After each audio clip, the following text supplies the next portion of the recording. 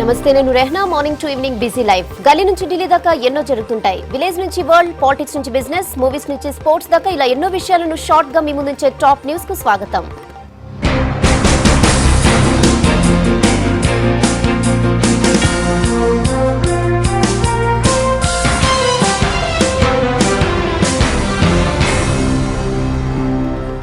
ఛత్తీస్గఢ్ లో భారీ ఎన్కౌంటర్ జరిగింది. సుకుమా జిల్లా చింతకుప్పలో పోలీసులు మావోల మధ్య కాల్పులు జరిగాయి. ఘటనలో 7 ఎస్టీఎఫ్ జవాన్లు చనిపోయారు. శంకర్రావు, రోహిత్ సోది, మనోజ్ బాహిల్, జీకే మోహన్, మకరం రంజిత్, దేశ్ముఖ్ కిరణ్, తేటం రజ్మన్ అనే 7 కానిస్టేబుళ్లు చనిపోయారు.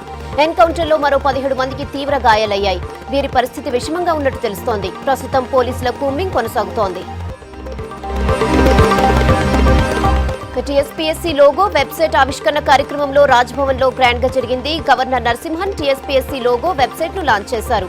ఈ కార్యక్రమానికి మంత్రి కేటీఆర్ తో సహా CS Rajiv Sharma, TSPSC chairman Ghanta Chakrapani, board సభ్యులు హాజరయ్యారు. త్వరలోనే జాబ్ రిక్రూట్మెంట్ మొదలవుతుందని ప్రకటించారు చక్రపాణి.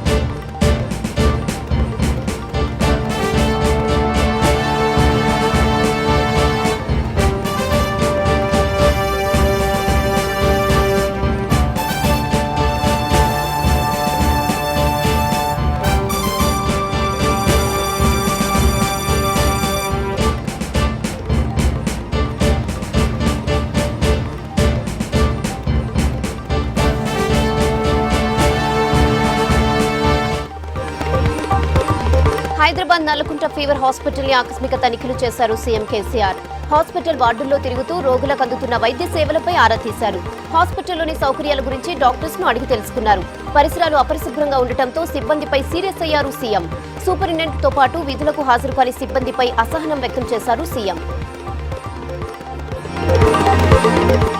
రాష్ట్ర ప్రభుత్వం ప్రతిష్టాత్మకంగా చేపట్టిన మిషన్ కాకతీయను TJAC స్వాగతించింది.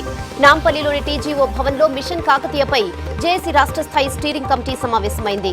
TJAC chairman Kodandaram, TNGO అధ్యక్షుడు కార్యం రవీందర్ రెడ్డి సహా టీజేఏసీ నాయకులు మీటింగ్ లో పాల్గొన్నారు.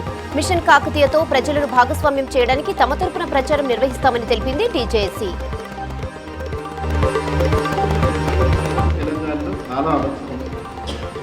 దాదాపు తెలంగాణ ఉద్యమ కాలంలో అందరం కూడా చెరువుల పునరుద్ధరణ జరిగిందే తప్ప తెలంగాణలో సాగునీటి రంగం అభివృద్ధి సాధ్యం కాదు అని అభిప్రాయపడ్డాం. చెరువు అనేది కేవలం సాగునీటికి సంబంధించిన విషయంగా మాత్రమే మేము చూడటం లేదు. చెరువు అనేది గ్రామాభివృద్ధికి కావలసినటువంటి ఒక నీటి వ్యవస్థ.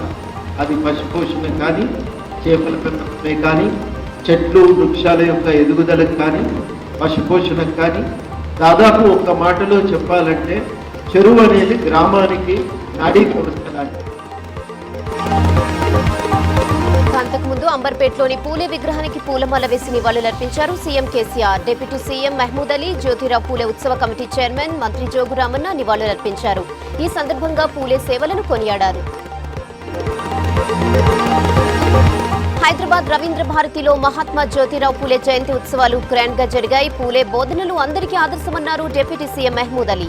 పూలే ఆశయ సాధన కోసం ప్రతి ఒక్కరూ పనిచేయాలన్నారు మంత్రి తలసాని శ్రీనివాస్ యాదవ్. కళాకారుల పాటలు అందరినీ అలరించాయి. మహాత్మా జ్యోతిరావు పూలేకు కాంగ్రెస్ నేతలు నివాళులర్పించారు. అంబర్పేటలోని పూలే విగ్రహానికి పూలమాలలు వేశారు. పీసీసీ చీఫ్ ఉత్తమ్ కుమార్ రెడ్డితో పాటు ఎంపీ విహెచ్, మాజీ ఎంపీ అంజన్ కుమార్ యాదవ్ ఈ కార్యక్రమంలో పాల్గొన్నారు. అట్టడుగు వర్గాల అభ్యున్నతికి పోరాడిన ఘనత పూలేదన్నారు పీసీసీ నేత ఉత్తమ్. పూలే ఆశయాలు అందరికీ ఆదర్శమన్నారు. సమాజంలో అంతరాలు తొలగించిన మహనీయుడు మహాత్మా జ్యోతిరావు పూలే అన్నారు బీజేపీ నేతలు. అంబర్పేటలో పూలే జయంతి వేడుకల్లో పాల్గొన్న నేతలు ఆయన చిత్రపటానికి పూలమాలలు వేసి నివాళులర్పించారు. అట్టడుగు వర్గాల్లో విద్యా జ్యోతులు వెలిగించి భవిష్యత్ తరాలకు ఆదర్శంగా నిలిచారన్నారు కేంద్ర మంత్రి బండారు దత్తాత్రేయ. ఇక హైదరాబాద్ సైనిక్పురి చౌరస్తాలో పూలే జయంతిని ఘనంగా నిర్వహించాయి ప్రజా సంఘాలు. పూలేకి పూలమాల వేసి నివాళులర్పించారు ప్రజా గాయకుడు గద్దర్.